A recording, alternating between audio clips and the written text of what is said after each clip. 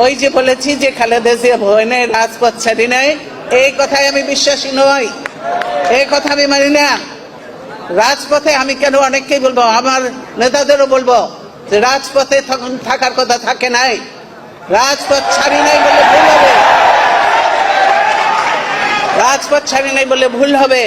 এই স্লোগানগুলি দয়া করে আর দেবে না, ভালো স্লোগান শেখো, ভালো স্লোগান দাও, তাহলে কাজে দেবে, বুঝেছো?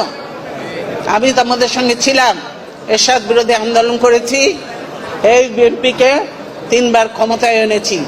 ইনশাআল্লাহ দেশ দলকে সুন্দর করে গুছিয়ে, কোনো গ্রুপিং লাভিং থাকবে না, দলকে সুন্দর করে গুছিয়ে যারা উপযুক্ত যোগ্য তাদেরকে নেতৃত্ব দিয়ে বিএনপি ইনশাআল্লাহ আবার ক্ষমতায় আসবে।